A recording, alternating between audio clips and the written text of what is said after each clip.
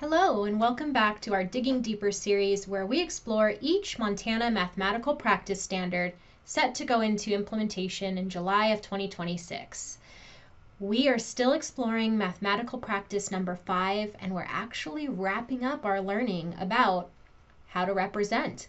So, with regard to that, a quick reminder, if this is the first video you're watching, check out the others because this is the last video in a series and we are really just consolidating learning in this video. We're going to jump right in here in a moment. Okay, so as we consolidate our learning, let's quickly review what we've gone through with this series. Part 1 had us looking at what are the distinctions and similarities between what we had in 2011 and what we're adopting in 2026. Then we transitioned into talking about unpacking the standard and breaking it up into the sub-skills that exist within that mathematical practice standard. Part 3 had us reviewing what exactly the different types of representations that there are and how that connects within this mathematical practice. In Part 4, we examined the proficiency scale for this mathematical practice, and we explored a little bit about what we observe in students who are proficient and moving into mastery, and then our students who are very much developing or beginning with this skill set. In the last part of this series, we talked about how to take all of those previous concepts and transition them into creating rich mathematical practice tasks and learning how we as adults can support students' development of these skills. So no big thing. We are going to now take all of this learning and we're going to put it together by reflecting and then doing an activity. So here's your call to action. The first part of this is to pick one of these prompts. First, we're going to think about either some type of representation that your students use a lot. Like we're talking their favorite go-to type of representation, and then the ones that they really are resistant to. And I want you to plan an intentional learning task of some kind that you plan on doing soon that's going to push students to lean towards those types of representations that they're the most resistant to. The second prompt that you can choose is instead going to take a little bit of a different approach. We know that mathematical representations help students basically just make sense of information in any kind of an environment.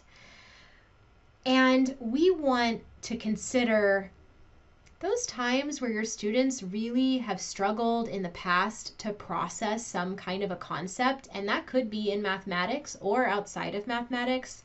How might have using a mathematical representation actually supported their learning?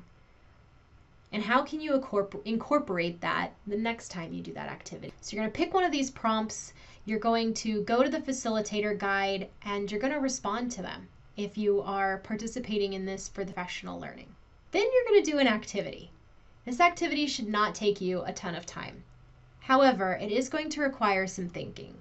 So you're going to start by choosing a task. This can be a lesson plan that you do in your classroom or an activity or some kind of learning task.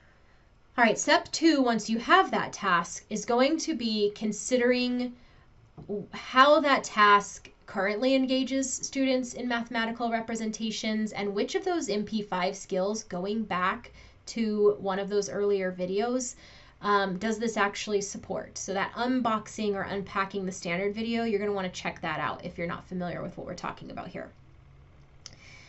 You're also going to consider where are the struggle points for students, where are students going to have the most difficulty when working with those MP skills. Step 3 is to refine the activity.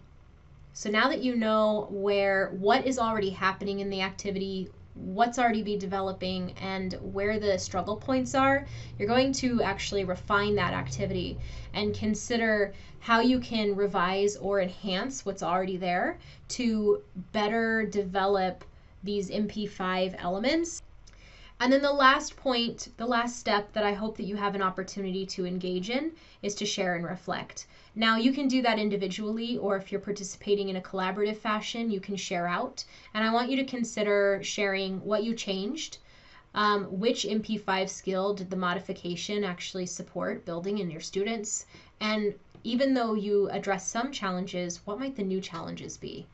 And how would you differentiate to overcome those new challenges? The last thing I have for you is a quick reflection. I hope that this has been beneficial to helping you understand the new mathematical practice standard number 5, which is to represent. And I hope that you'll take the time to scan this QR code and give us some feedback so that we can make sure that these trainings are as supportive as possible to both our independent listeners and our collaborative listeners using that facilitator guide. So thank you very much. Until next time, where we dig into mathematical practice number 6, collaborate mathematically.